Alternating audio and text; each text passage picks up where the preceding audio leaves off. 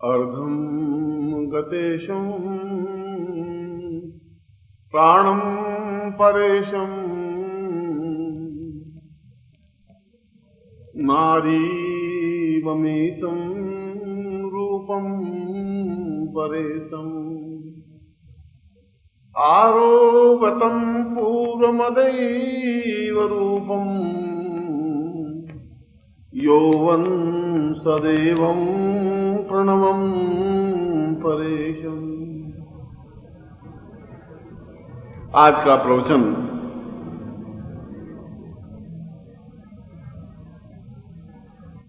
मैं उस इंद्र उपनिषद से उल्लिखित कर रहा हूं जो कि 108 उपनिषदों में सर्वश्रेष्ठ और अद्वितीय उपनिषद है। मैं सर्वश्रेष्ठ और अद्वितीय शब्द इसलिए लगा रहा हूं कि जो हमारे जीवन में उपयोगी है वह अद्वितीय है, जो हमारे जीवन में उपयोगी नहीं है वह अद्वितीय नहीं है। वह चाहे सोने का पहाड़ भी हो मगर हमारे हाथ में नहीं है या जहां हमारी पहुंच नहीं है, वो अपने आप में अद्वितीय है तो उसकी कोई उपयोगिता नहीं है। वह ज्यादा वैल्यूबल है, वह ज्यादा महत्वपूर्ण है जो हमारे हाथ में है, जो हमारे सामने है, जो हमारे प्रत्यक्ष है, जो हमारे जीवन में घटित होने वाला है। ब्रह्म उपनिषद के बारे में, ब्रह्म के बारे में बताया है, ध्यान के बारे में बताया है, धारणा के बारे में बताया है, चिंतन के बारे में बताया है, मनस्थिति के बारे में बताया है। और उपनिषदों में पूरे जीवन के उन चिंतनों को, पूर्णत्व को प्रयोग करके दिखाया है। मगर वह ब्रह्म हमारे क्या काम का कि जहां हम उस जीवन में उस ब्रह्म से आनंद नहीं ले सकें, उस ब्रह्म की उपयोगिता क्या है। जब उद्धव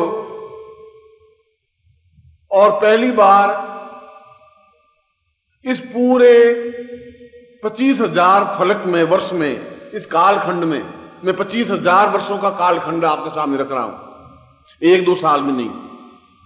और 25,000 वर्षों में यह भारतवर्ष का सबसे बड़ा दुर्भाग्य रहा कि उन्होंने अपने शरीर को सुखाने की जीवन की पद्धति मान ली। व्रत करना, उपवास करना, भूखों मरना,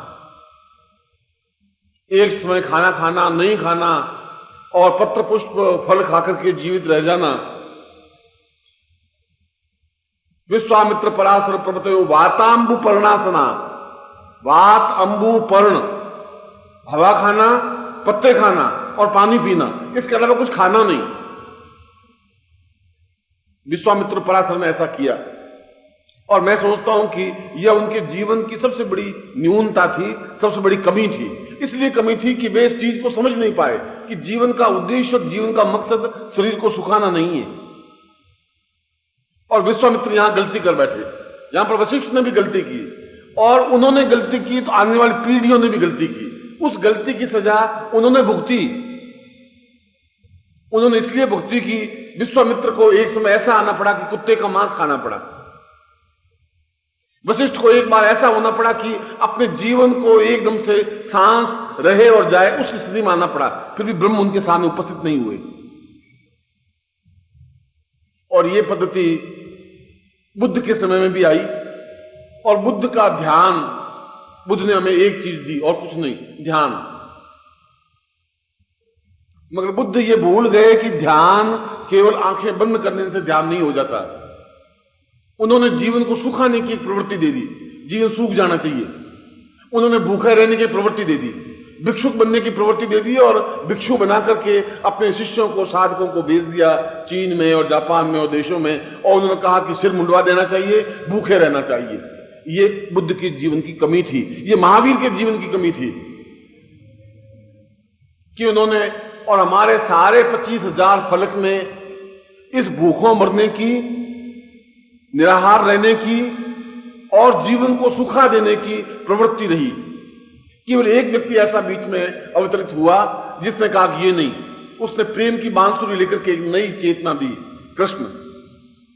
उसने कहा नहीं, शरीर सुखाने से कुछ नहीं बन सकता, शरीर सूखने से और बात तंबू पर्ण लेने से और पत्तों को खाने से और एकादशी का व्रत करने से जीवन में पूर्णता नहीं आ सकती। जीवन में पूर्णता तो जब जीवन है तो उसमें पूर्णता आनी चाहिए, जीवन का आनंद होना चाहिए, जीवन का ऐश्वर्य होना चाहिए, जीवन का एक सौंदर्य होना चाहिए। वह जीवन का अगर सौंदर्य नहीं है, अगर जीवन में कुछ रस नहीं है, जीवन में कुछ आनंद नहीं है, तो जीवन का कुछ मकसद भी नहीं है। और हमारे इन ऋषियों ने, इन योगियों ने जीवन का आनंद लिया ही नहीं। वे उस ख्याल में तो डूबे रहे कि ब्रह्म प्राप्त होना चाहिए। मगर कृष्ण ने कहा कि प्रेम के अलावा जीवन का कोई सार नहीं है। मैं कह रहा हूं तुम्हें शुद्ध प्रेम करने की कला आनी चाहिए, और अगर प्रेम है तो फिर मुझे इस पुस्तक से भी प्रेम है, और प्रेम है तो फिर निर्मोही से भी प्रेम है, और प्रेम है तो फिर पुष्प से भी प्रेम है, उस बादलों से भी प्रेम है, और खड़े हुए पेड़ पत्तों से भी प्रेम है। फिर मैं पेड़ से बात कर सकता हूं, फिर मैं बादलों की गड़गड़ाहट से बात कर सकता हूं, फिर बहती हुई नदी से बात कर सकता हूं। फिर मुझे बात करने की कला आएगी, तब आएगी जब मेरे अंदर प्रेम का अंकुरण फूटेगा। अब प्रेम का अंकुरण नहीं फूटेगा। मैंने मनाली में प्रवचन में पहले दिन कहा कि हम प्रकृति के बीच में बैठे हैं, सब बैठे थे, सही से बैठे थे, और मैंने कहा कि प्रकृति जीवन का आनंद है, और प्रकृति का मतलब है कि तुम पेड़ पौधों से बात करना सीखो। पेड़ से भी बात हो सकती है, पौधों से बात हो सकती है, पत्तों से बात हो सकती है।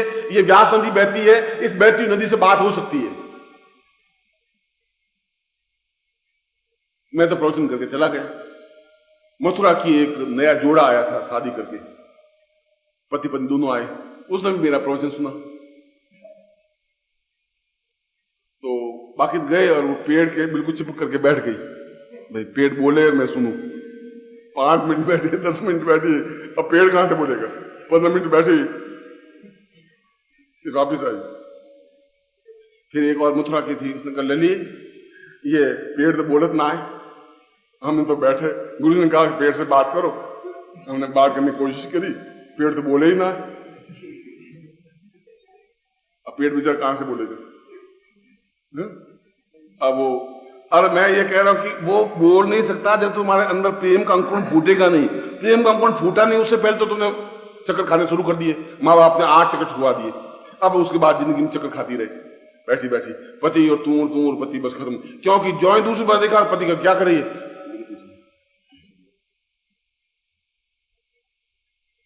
इसलिए वो पेट से बात नहीं कर सकते। वो लली पेट बोल नहीं रहा है तो पेट बोलेगा नहीं बेचारा। पेट समझ रहा है बोलने से कोई फायदा नहीं है, ये तभी उठ के चली जाएगी। वो उसके अंदर प्रेम का प्रवाह नहीं है। इसलिए आपने कभी नदी से बात करना सीखा नहीं, और आपने कभी बच्चे की किलकारी का आनंद लिया नहीं, और आपने कभी आज तक पूरी जिंदगी के इतिहास में आपको याद नहीं है कि फूल कैसा मुस्कुराता है और उस मुस्कुराहट में कैसा आनंद है, आपने अभी तक एहसास नहीं किया। और आपने कभी तितली का नर्तन देखा नहीं, और लहरों का नृत्य और लहरों की गीत आपने सुने नहीं सुने। इसलिए नहीं सुने कि आपकी जवानी नहीं आई, आप में प्रेम हुआ ही नहीं।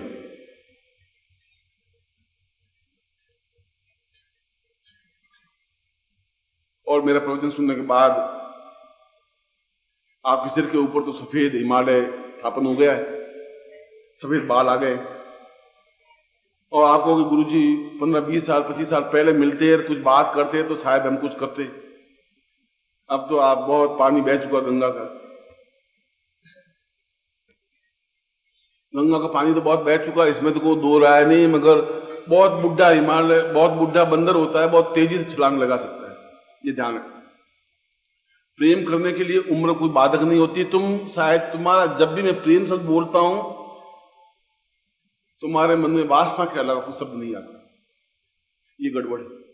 मैं प्रेम बोल रहा हूं, प्रेम का मतलब है अटैचमेंट, और तुम प्रेम का अर्थ सेक्स समझ रहे हो, बस डिफरेंस इतना ही है। तुम प्रेम का दूसरा अर्थ तुम्हारा समाज दूसरा समझ नहीं सकता। तुम जो ही मां को कहो कि मैं प्रेम करने लगा हूं तो मां 3 बार तो आंखें निकालेगी, बाप को कहेगी सुन लो लाड ने कहा कर, अब ये लल्ला प्रेम करने लगा है, अब तुम शादी करो। अरे तो सीधा साधे कहा कि मैं प्रेम करने लगा हूं, प्रेम कर रहा हूं, उसमें कोई लंबी चौड़ी बात नहीं थी, मगर वो प्रेम का अर्थ सीधा वो ही समझेगा। इसलिए तुम्हारे पास जो प्रेम की परिभाषा है बहुत गंदी और घटिया और ऊंची है। तुम्हारे होठों पर प्रेम सब नाच नहीं सकता, तुम प्रेम बोल भी नहीं सकते। तो बोलोगे 10 बार सोचोगे तो कोई नहीं है तो शायद प्रेम एक बार बोल लो, तुम प्रेम नहीं बोल सकते। तुम धड़ल्ले से मैं जैसे बोलता हूं कि प्रेम करना चाहिए, उस प्रकार तुम अपने परिवार में जाके बोलना, घर जाकर के कि आप गुरुजी सीख के आए हैं, अब हम प्रेम करेंगे। तो पत्नी कहेगी कर्म फूटे तुम्हारे, सारा बुढ़े हो गए, सर ऊपर सफेद बाल आ गए, अब तुम प्रेम करोगे जूते खाओगे। और बहू कहेगी ससुर जी सीख के आए प्रेम, अब प्रेम करेंगे। उनको भी प्रेम की परिभाषा वही ज्ञात है, प्रेम का मतलब वासना, पत्नी को भी वही ज्ञात है। और मैं कह रहा हूं कि यौवन तब तक आ ही नहीं सकता, संभव नहीं है। बचपन तो आ सकता है, वो तुम्हारे हाथ का नहीं है, और बुढ़ापा आएगा ही, वो भी तुम्हारे हाथ में नहीं है, मगर यौवन तुम्हारे हाथ में है, वो कभी ला सकते हो। इसलिए कृष्ण कभी वृद्ध हुए नहीं, और उन्होंने पहली बार प्रेम की परिभाषा दी, चेतना दी, और उसमें कोई वासना थी नहीं। जब मथुरा रवाना हुए, एक क्षण के लिए गोपियों से पीठ मोड़ी और रवाना। ऐसा नहीं होगी पीठ मोड़ी और फिर राधा के सिर पे हाथ फेरा, राधे को सीने से लगाया, तेरे बिना मर जाऊंगा मैं राधा, तू नहीं है तो कुछ नहीं है, और ललिता तू कहां गई, ऐसा कुछ बोले नहीं वो, क्योंकि वासना थी नहीं, वो तो प्रेम था। अक्रूर ने कहा चलो, चलिए, बस आधे सेकंड बाद रथ में बैठे रवाना हो गए। वासना होती है वहां दूषितता होती है, वहां अटैचमेंट होता है, वहां गंदगी होती है, वहां गड़बड़ी होती है। प्रेम में कहीं कोई बहते हुआ पानी जो साफ नदी का है, उसमें कोई दूषितता नहीं हो सकती। जवानी का जोश, जवानी की ताकत, जवानी का आनंद बिल्कुल दूसरा है, वह मस्ती दूसरी है। वह तो प्राप्त करने वाले प्राप्त कर सकता है, एहसास कर सकता है कि यह जवानी है। तूफान वेग की तरह, बादलों की उमड़न घुमड़न की तरह पूरे शरीर में जोश और प्रवाह, लावा बहने लग जाए शरीर में, खून नहीं बहे। खून तो आम आदमियों में बहता है, जवानी में खून नहीं बह सकता, लावा बहता है, पिघला हुआ इस्पात स्टील। ऐसा तुम्हारी जिंदगी में नहीं आया, मगर आ सकता है। इसीलिए हमारे पूर्वजों ने अप्सराओं की साधनाएं संपन्न की। अप्सराओं की साधना इसलिए संपन्न नहीं की कि उनके साथ कोई वासनात्मक खेल था, इस नहीं की। अप्सराओं का तात्पर्य है कि पूर्ण यौवन प्राप्त करने की क्रिया, और पूर्ण यौवन प्राप्त 60 साल की उम्र में भी हो सकता है, 80 साल की उम्र में भी हो सकता है, 100 साल की उम्र में भी हो सकता है, 20 साल की उम्र में भी हो सकता है। और यौवन नहीं है तो जीवन है ही नहीं। बचपन को जीवन कहते नहीं, और बुढ़ापे को जीवन कहते नहीं। बुढ़ापे का मतलब था कि आप बस कफन ओढ़ना है, सो जाना है। ऐसा नहीं हो सकता कि कोई आए और हम सीने की धड़कनें बिछा दे, ऐसा नहीं कर सकते। तुम्हारे पास सीने की धड़कन ही नहीं है तो बिछाओगे कहां से?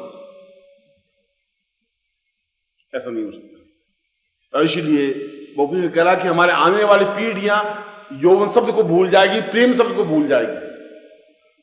और अगर तुम्हें परिभाषा ज्ञात नहीं हो तो अपने घर में, मोहल्लों में उन लड़कों को देख लीजिए जिसको जवान तुम कहते हो, 20 साल से 30 साल की उम्र। अब 30 साल के बाद तो प्रौढ़ कहने लग जाता है, 40-45 साल बाद तो गया, खत्म हो गया, फिनिश। उनकी बड़बड़ाहट जवानी आती है, 16वें साल में सीटी बजाना शुरू करता है, 22 साल में सीटी खत्म, बस उंगली डाली और सीटी बजाई और जवानी शुरू हुई, बस। अब जवानी उनकी कैसी आती है वो तुम देखते ही। उनके गाल पिचके हुए हैं, आंखें धसी हुई हैं, घबराए हुए, डरे हुए जरूर हैं, और एक पुर्जा लिखेंगे कहां, बस हो जाए हो जाए। इतनी हिम्मत नहीं, आज से आधे कर ये मैं पूछ रहा हूं तुम कहां मिलेगी, मिलेगी मिलेगी बोल, इतनी हिम्मत नहीं। और उस दीवार की छेद के अंदर रख देकर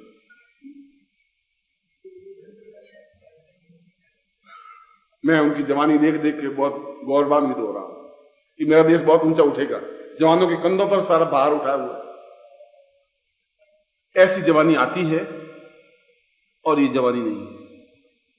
जवानी तो मैंने कहा कि इंद्र ने उपनिषद में कहा है कि जवानी का मतलब है जहां पांव रखो वहां कुआं खुद जाए, पानी निकलने लग जाए, वह जवानी होती है। जवानी की आप समुद्र हिमालय से भिड़े और हिमालय पीछे खिसक जाए आपकी सीने से, उसको जवानी कहते हैं। आप सांस लें और तूफान बवंडर भूचाल आ जाए, उसको जवानी कहते हैं।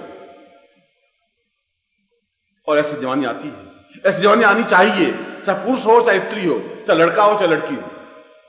और अगर ऐसी जवानी नहीं है तो फिर जवानी का कोई मतलब नहीं, कोई परिभाषा नहीं है, फिर कोई अर्थ नहीं है, कोई चिंतन नहीं है। ऐसी जवानी मैंने देखी है, ऐसा प्रेम मैंने देखा है, ऐसा एहसास मैंने किया है, और कहा है, देखा है, इसलिए मैं कह सकता हूं, कहने की क्षमता रखता हूं। दो टूक मैं इसलिए कह सकता हूं कि मैं ऐसा कर सकता हूं। मुझे कोई घबराहट नहीं है, कोई चिंतन नहीं है। मुझे किसी प्रकार का मन में दूषितता नहीं है, मेरे मन में कोई आंख में गंदगी नहीं है, पाप नहीं है। और जब पाप नहीं है तो मैं कहने में हिचकिचाऊंगा नहीं जिंदगी में। और वह जीवन के उन अप्सराओं की साधनाएं उन हमारे ऋषियों ने इसीलिए की, उन 5 ऋषियों के अलावा। और जब इंद्र ने उपनिषद रचा और उसने कहा कि बिना इन साधनाओं के, अप्सराओं के साधनाओं के, और अप्सरा का तात्पर्य है कि जीवन की सुंदरतम वस्तु, जीवन की। अप्सरा का मतलब कोई नारी शरीर नहीं, अप्सरा पुष्प को भी अप्सरा कह सकते हैं। रात को चांदनी खिले उसको भी अप्सरा कह सकते हैं। चांदनी नृत्य कर रही है और हम बैठे हैं।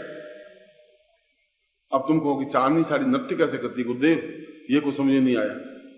अब तुम्हारे सामने चांदनी नृत्य नहीं कर सकती, क्योंकि तुम्हारे सामने तो चंद्रमा उगा और चंद्रमास्त हुआ, बस खत्म। तुमने गुलाब के पुष्प में किसी की चेहरा, किसी का बिंब, किसी का चित्र नहीं देखा होगा। तुम्हारे गमले में और घर में और बगीचे में गुलाब खिला होगा तो ज्यादा से ज्यादा तोड़ा होगा, कोट की कॉलम में टांग दिया होगा, मगर उसमें चेहरा कौन सा दिखाई दे रहा है, मुस्कुराहट कैसी है, वो कभी मुस्कुराहट तुमने आंखें नहीं देखी, नहीं, वो तुम देख ही नहीं सकते, क्योंकि वो जवानी की आंख देख सकती है, वासना की आंख नहीं देखती। वासना तोड़ देती है और कोट के कॉलर में लगा देती है। जवानी तोड़ नहीं सकती, जवानी जोड़ सकती है।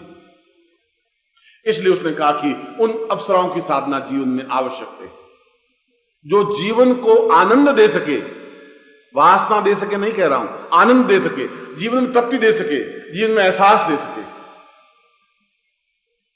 जहां अच्छा लगे वहां बैठे और 5 क्षण, 2 क्षण, घंटा 2 घंटा बिता दे, वह जीवन का सबसे बड़ा आनंद है। और भट्टरी ने कहा कि मैं जब नदी बह रही है तो छल छल में उस नदी की बहती हुई अप्सरा का नृत्य देख रहा हूं। जब फूल खिल रहे हैं झूमते हुए पुष्पों में देख करके मुझे अप्सराओं का नृत्य में अपने सामने साकार देख रहा हूं। इसलिए अप्सरा को स्त्री का तात्पर्य नहीं है, किसी नारी शरीर का तात्पर्य नहीं है। जो भी कुछ जीवन में अनुकूलता दिखाई दे सके वह अप्सरा है। और अप्सरा का मतलब है स्त्री भी, नारी भी, क्योंकि संसार की सबसे सुंदरतम वस्तु नारी कही गई है, पुरुष नहीं कहा गया। पुरुष तो एक, अगर बहुत नाजुक और सुंदर हो तो इंजड़ा कहलाता है। पुरुष अगर बहुत नाजुक हो जाए और तालियां बजाने लग जाए तो सोचोगे सर आदमी तो इंजड़ा है। पुरुष तो बलिष्ठ, ताकतवान, क्षमतावान होना चाहिए, पौरुषवान होना चाहिए, आंख में अंगारे होने चाहिए। पुरुष तो वो होता है, नाजुक नहीं हो सकता। स्त्री हो सकती है। और स्त्री अगर बलिष्ठ बन जाए, एनसीसी कैडेट बनी हुई अगर आ जाए, शादी की हुई, तो आप उसकी चाल देखिए, घर में धमाधम करती हुई, आंगन में पांव पटकती हुई घर में घुसेगी। अरे ये कि एनसीसी में अभ्यास पड़ा हुआ है, अब ये अभ्यास नहीं बदल सकता। वह एक नाजुकता है, एक कोमलता है। और पुरुष हमेशा एक विपरीत तथ्य देखता है। कठोर है तो नाजुकता देखेगा, अगर पुरुष बलशाली है तो बहुत एक नाजुक क्षणों को देखना चाहेगा। और स्त्री अगर नाजुक है तो बलिष्ठ पुरुष देखना चाहिए। बिल्कुल विपरीत ध्रुव है। और इन विपरीत ध्रुवों का पारस्पर देखने की क्रिया को यौवन कहते हैं। ये यौवन की परिभाषा इंद्र ने दी, देखने की क्रिया। और देखे भी तो हृदय की आंख से देखे, इन नेत्रों से देखने की कोई जरूरत नहीं है, हृदय की आंख से भी देखी जा सकती है। इसलिए उन जिनसे प्रेम करें तो इंद्र ने ऐसी कई साधनाएं दी, ऐसे कई तथ्य दिए जिसके माध्यम से कुरूप स्त्री को भी बहुत अधिक अद्वितीय सुंदर बनाया जा सकता है। मैंने इस इंद्रोपनिषद के उन श्लोकों का वर्णन नहीं किया गया कि नारी शरीर को सुंदरतम शरीर किसे कहा जाता है, आंख कैसी होनी चाहिए, नाक कैसा होना चाहिए, गला कैसा होना चाहिए, केश कैसे होने चाहिए, वक्षस्थल, वो सब कुछ उसमें वर्णन है। मैं उस वर्णन पे नहीं जा रहा हूं, वह तो एक कल्पना है, क्रिया है। और अत्यंत कुरूप और गंदी लड़की को भी सुंदरतम अद्वितीय बनाया जा सकता है। और यूं तो हमारे चारवाक ऋषि हो चुके हैं और उन्होंने कहा है कि प्राप्यते 16 वर्षे गर्द भी अप्सरा आते हैं। 16 वर्ष की गद्दी हो वह भी अप्सरा दिखाई देती है, बहुत सुंदर। 16 साल की हरेक अप्सरा हो जाएगी, वह नहीं। जो 80 साल की उम्र में भी अत्यंत सुंदर और आकर्षक बनी रह सके वह अप्सरा है।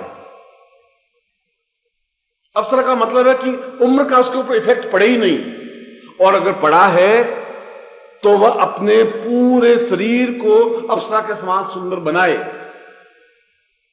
क्या उसके हाथ में है? है। यदि गुरु साधना दे तो, गुरु मार्गदर्शन दे तो, उसके हाथ में नहीं है। तुम्हारे हाथ में नहीं है कि अप्सरा जैसा रूप कैसे धारण किया जाए, तुम्हारे हाथ में नहीं है। तुम्हारे हाथ में नहीं कि यौवन कैसे प्राप्त किया जाए, तुम्हारे हाथ में नहीं है। इसलिए कि किसी गुरु ने इस शब्द को छेड़ा नहीं। छेड़ा इसलिए नहीं कि उनमें हिम्मत नहीं थी, समाज वाले क्या कहेंगे और ये बहुत लोग क्या कहेंगे, अरे गुरु जी जवानी के बारे में बोल रहे हैं, ये ऐसे कैसे लोग कहेंगे, कल को लोग नहीं आएंगे तो चढ़ावा कैसे चढ़ेगा। इसलिए वे गुरु बोलना बंद कर दिया उन्होंने, और उन गुरु के खुद के पोपले मुंह, धंसी हुई आंखें और चश्मा चढ़ा हुआ देख करके एहसास भी नहीं होता कि गुरु है। गुरु है, धड़ल्ले से बोले, ताकत के साथ, क्षमता के साथ बोले, सुने तो सुने, नहीं आए तो नहीं आए, शिष्य की इच्छा है। अगर तुम्हें दमखम है, शिष्य अपने आप आएगा ही। ये दमखम होना चाहिए गुरु में, क्षमतावान होना चाहिए। वह उसको यौवन दे सकता है अपने शिष्य को, वह उसको सुंदरतम अद्वितीय रूप दे सकता है, दे सकता है। दे ये जरूर नहीं है। क्यों जरूर नहीं है? यह तो एक मांग है, डिमांड है। आप क्या चाहते हैं यह आपकी इच्छा है, और मैं क्या दूं यह मेरी इच्छा है।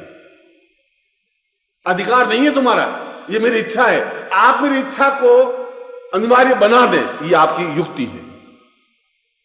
आप कहोगे गुरु जी मुझे सुंदरतम बनाइए, कोई जरूर नहीं बनाऊं, ठेका नहीं दे रखा है तुम्हारा। मैंने विद्या इसलिए थोड़ी सीखी है कि मैं तुम्हें नक्शे से श्रृंगार करता रहूं, मगर आप उस स्टेज पे मुझे लाके खड़ा कर दें कि मैं करूं ही, हो ही। वह एक लड़का था, रोज पहले गांव में पनघट होते थे। पनघट का मतलब है जहां पानी कलश भर करके घर में पानी, अब तो नल लगे, पहले नल होते नहीं थे। वो लड़का रोज पनघट पे जाता, उस लड़की को देखता, फिर घर आ जाता, फिर 24 घंटे इंतजार करता, फिर दूसरे दिन फिर वो जाता, उस लड़की को देखता, फिर 4 महीने तक बराबर गया उस लड़की को देखकर। लड़की ने कहा ये कोई लोटन कबूतर है, रोज फड़फड़ा रहा है, वो चीज तो दूसरी है। उसने एक दिन चलती चलती कहा कि तू रोज क्या कर रहा है? कि मैं तुझे झांक रहा हूं, देख रहा हूं, बहुत सुंदर है तू। उसने कहा कि क्या होगा? उसने हुआ, मैं तो पनघट तक आया हूं और गारंटी के साथ एक तू मरघट तक रोती रोती आएगी, मैं मरूंगा तू छोड़ नहीं सकती मुझे, ये भी गारंटी है। मैं पनघट तक ही आया हूं, तू मरघट तक आएगी। इतना मुझमें भी दमखम है, इतना तुम में भी दमखम हो कि तुम मुझे कंपेल कर दो कि मैं तुम्हें जवानी दे सकूं, इतना कंपेल कर दो कि मैं तुम्हें सुंदरतम बना सकूं, और मैं बना सकता हूं गारंटी के साथ, अद्वितीय रूप से। मगर कंपेल करना है तो गुरु या आवश्यक तो नहीं है। गुरु से तुम छीन नहीं सकते, स्नैच नहीं कर सकते, ले नहीं सकते। गुरु से मांग सकते हैं, और मांगे और मेरी इच्छा है तुम्हें दूं। मेरी जेब में तो नोट, सेठ जी की जेब में तो बहुत नोट पड़े, भिखारी मांग रहा है, हिम्मत है तो दे देगा, नहीं तो नहीं देगा। ये तो आपकी कितनी करुणार्द्र है, आपके गले में कितनी दया है, कितनी क्षमता है, बोलने की कैसी क्षमता है, उसमें डिपेंड है। इसलिए मैं प्रश्न कर रहा था और मैं समझा रहा था कि जीवन में अप्सराओं की साधना करना जीवन का पहला और अंतिम धर्म और कर्तव्य है। ये ब्रह्म की साधना सेकेंडरी चीज है, थर्ड चीज है। ये सुखा देना शरीर को थर्ड चीज है। अगर तुम्हारा शरीर ही तुम्हारे साथ नहीं है, आनंददायक शरीर नहीं है, आकर्षक और पौष्टिक शरीर नहीं है, शेर की तरह तुम्हारी चाल नहीं है, तो तुम्हारी जिंदगी क्या है? उस जिंदगी का मतलब और मकसद क्या है? तुम चलो तो जैसे शेर चल रहा हो, तुम बोलो तो एकदम गर्जना करता, शेर गर्जना करता हो। तुम्हारा सीना एकदम, कोई कपड़े उतार करके कोई देख ले तो ऐसा लगे जैसे पूरा समुद्र उमड़ करके खड़ा हो गया। ये जवानी है, ये ताकत है, क्षमता है, ये पौरुषता है, ये होना चाहिए। अगर ऐसा नहीं है तो मर भी जाओगे, तुम्हारे होठों पर कोई मुस्कुराहट नहीं रहेगी, फीकी मुस्कुराहट होगी, आंखें धंसी हुई होगी, उसमें आनंद मस्ती क्षण नहीं हो सकते। और वह चीज जब हमारे ऋषियों ने, योगियों ने, इंद्र ने, देवताओं ने, और मैं एक नहीं 50 देवताओं को उदाहरण दे दूं, जिन देवताओं को हम अपना आराध्य मानते हैं, उन्होंने उन अप्सराओं को नृत्य करवाए। राम तक ने, जिनको मर्यादा पुरुषोत्तम कहा, अब उनको कहा मर्यादा पुरुषोत्तम, इस बात के लिए तो फिर मैं कभी बोलूंगा कि उन्होंने कितनी मर्यादाएं रखी और कौन कौन सी मर्यादा रखी।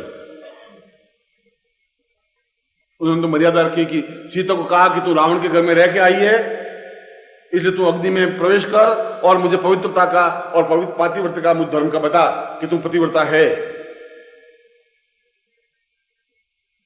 सीता ने तो खैर अग्नि परीक्षा दे दी, मगर सीता वापस पूछती कि बिलने के साथ आप 8 महीने तक रहे और बेर झूठे खाते रहे, मुझे भी आप अग्नि में प्रवेश करके मुझे बताइए कि आप पतिव्रत धर्म पूरे रहे। उसने बेचारा नहीं पूछ की। तुम बिलने के झूठे बेर मैं तो नहीं खा सकता, तुम क्यों खाए? तो मैं कहूं कि तुम झूठा खाना खाओ, तुम खाओगे? या तो बहुत ज्यादा अटैचमेंट होगा, कुछ गहराई होगी, तभी तो झूठा खाना खाओगे। पूछने वाला तो पूछ सकता है, मैं उनके ऊपर किसी प्रकार का लांछन नहीं लगा रहा हूं। मगर इतिहास पुरुष अगर है, राम भगवान है, तब तो मैं हाथ जोड़ रहा हूं। इतिहास पुरुष है तो फिर मैं सैकड़ों बार जी उड़ा के खड़ा कर दूंगा। मगर उन्होंने भी जब रासु यज्ञ किया और जब सीता लवकुश के साथ में वाल्मीकि आश्रम में थी, तो अप्सराओं का नृत्य संपन्न करवाए, क्योंकि जरूरी था। और इसलिए जरूर था कि उसके माध्यम से ही यौवन प्राप्त हो सकता था, अप्सराओं के नृत्य के माध्यम से, अप्सराओं की उपस्थिति से, संभोग से नहीं, साचर्य से नहीं। ये तो मैं फिर तुम्हारी दिशा दृष्टि स्पष्ट कर रहा हूं। जहां मैं प्रेम शब्द बोलूं वहां कहीं गंदगी, कहीं घटियापन, कहीं ओछापन नहीं है। अगर राम ने अप्सराओं के नृत्य संपन्न कराए तो कहीं ओछापन नहीं था, मगर अप्सराओं की उपस्थिति से ही जीवन में यौवन प्राप्त होता है। अगर बहुत सुंदर तथ्य दिखाई दे और देखते ही मन में प्रसन्नता होती है, कितना ही उदास आदमी हो और एकदम से एकदम खुशी पैदा हो जाती है। मैं चाहे कितना ही उदास हूं, नदी किनारे बैठूं तो एकदम से खुशी होगी, 5-7 मिनट 10 मिनट मन की सारी चिंता धुल जाएगी और मैं नदी को देखता रह जाऊंगा। प्रकृति के बीच में जाऊंगा तो मुझे वहां आनंद आता है, तो आनंद आता है।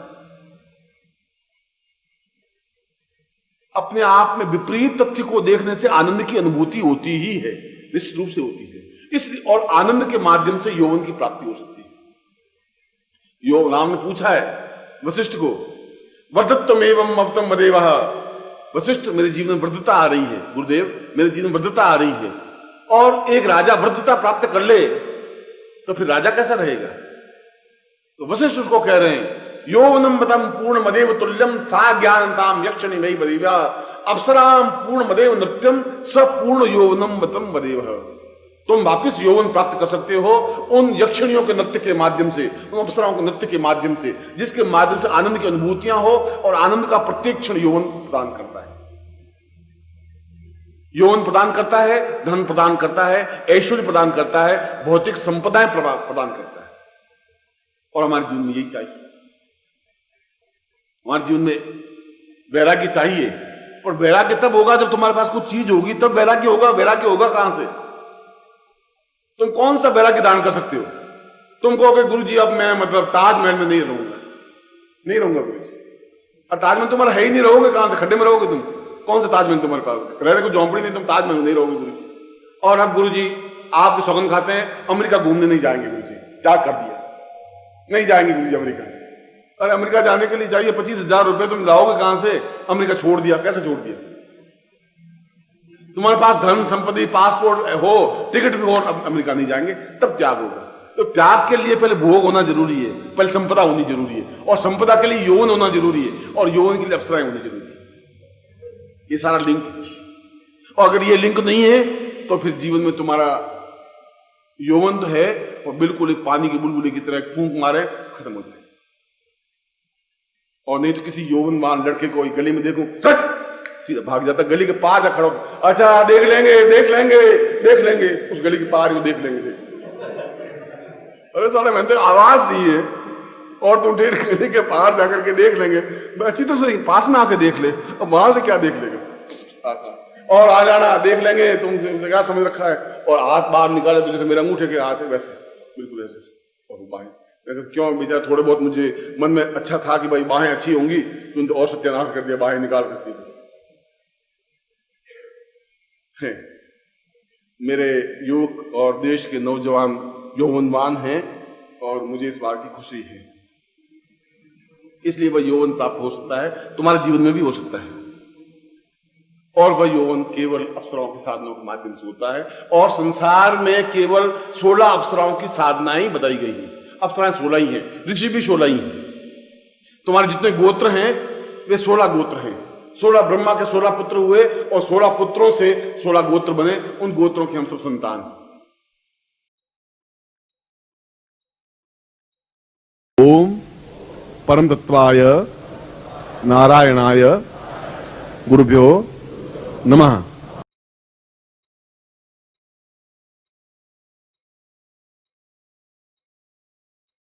ओम ह्रीं मम प्राण देह रोम प्रतिरोम चैतन्य जाग्रय ह्रीं ओम नमः।